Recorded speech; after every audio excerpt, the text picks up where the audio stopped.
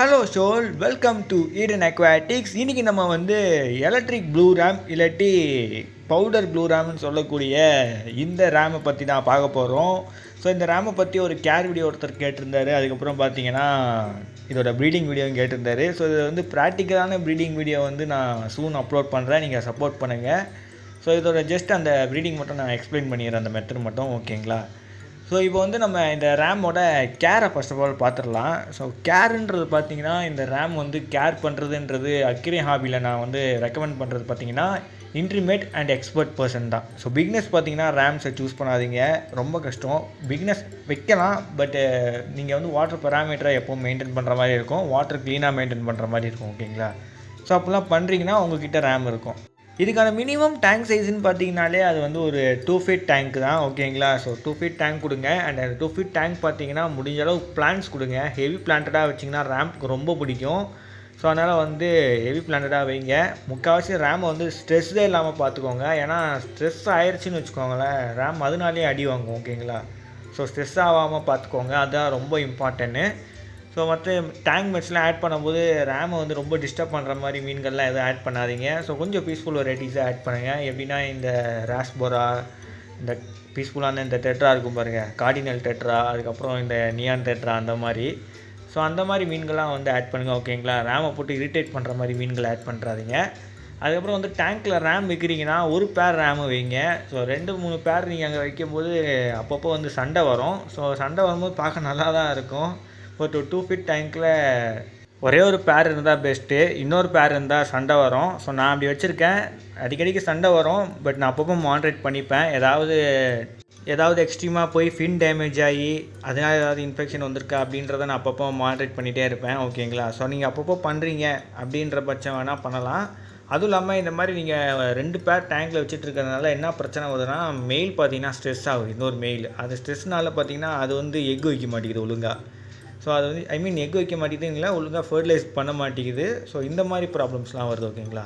So நான் பர்சனலாக feel பண்ண ப்ராப்ளமு இது, என்னோடய ஒப்பீனியன் தான். சில பேர் அவங்கவுங்களுக்கான ஒப்பீனியன் இருக்கலாம், ஓகேங்களா?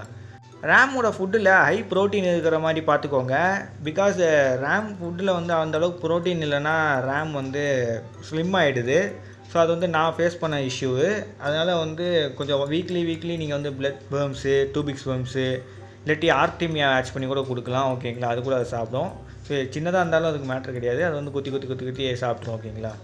எலக்ட்ரிக் ப்ளூ ரேமோட ஜெண்டர் ஐடென்டிஃபிகேஷன் பார்த்துடலாம் வாங்க. ஸோ டார்சல் ஃபின் பார்த்தீங்கன்னா ஷார்ப் எண்டடாக முடிஞ்சிருக்கும். அண்ட் டார்சல் ஃபின் ஃப்ரண்ட்டில் வந்து பிளாக் கலரில் ஒரு ஃபின் இருக்கும், அது பெருசாக இருக்கும். அண்ட் ஆனல் ஃபின்னும் பார்த்தீங்கன்னா நல்லா பெருசாக இருக்கும், ஓகேங்களா?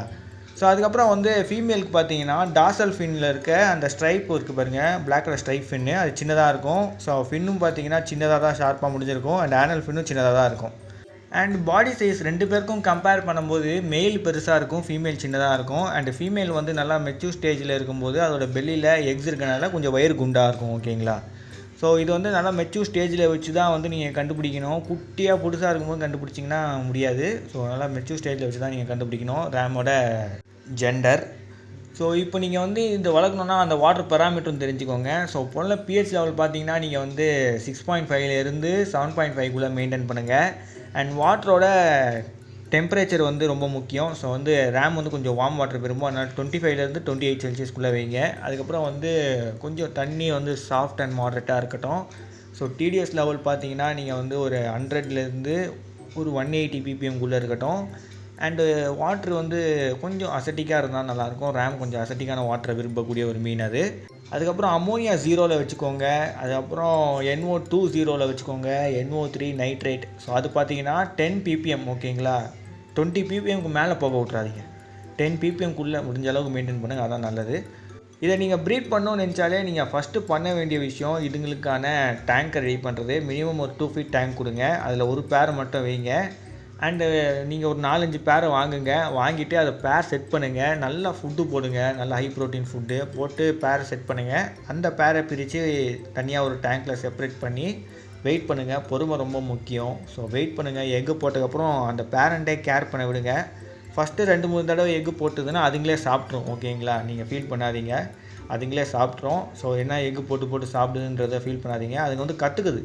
ஸோ கற்றுக்கும் போது இந்த மாதிரி நடக்கும். ஸோ போக அது வந்து பழகிடும். அதுக்கப்புறம் அந்த எக்கை வந்து அதை போட்டு காட் பண்ண ஆரம்பிக்கும், ஓகேங்களா? அண்டு 48 ஹவர்ஸ் கழிச்சு எக் ஹேட்ச் பண்ண ஆரம்பிக்கும். ஓகேங்களா? ஸோ அந்த எக் ஹேட்ச் பண்ணுற டைம் பார்த்தீங்கன்னா அது உங்களோட வாட்டர் டெம்பரேச்சரை பொறுத்து இருக்குது. நல்லா கொஞ்சம் வார்மாக இருந்ததுன்னா எக்கு டக்குன்னு ஹேட்ச் ஆகிடும். கொஞ்சம் கோல்டாக இருந்தால் டிலே ஆகும். ஓகேங்களா? ஸோ குட்டிங்க வந்து ஃப்ரீ ஸ்விமிங் ஸ்டார்ட் பண்ணுதான்றதை பாருங்கள். ஃப்ரீ ஸ்விமிங் ஸ்டார்ட் பண்ணிச்சுன்னா இன்ஃபோசோரியா ஃபஸ்ட்டு ஃபீடாக கொடுங்க.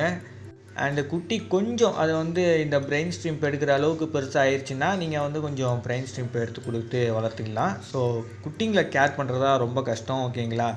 ஸோ பேரண்டிங் அது வந்து கேர் பண்ணிக்கும். நீங்கள் அதுக்கு கொஞ்சம் ஃபீட் பண்ணால் மட்டும் போதும். நீங்களே ஆர்டிஃபிஷியலாக பண்ணுறீங்கன்னா அது வந்து வேறு மாதிரி இருக்கும். ஸோ அது வந்து ஃப்யூச்சரில் நான் வந்து ப்ராக்டிக்கலாக பண்ணி காட்டுறேன். ஓகேங்களா? ஸோ சப்போர்ட் பண்ணுங்கள். மறக்காமல் லைக் ஷேர் சப்ஸ்கிரைப் பண்ணுறீங்க. See you in the studio. Bye bye show.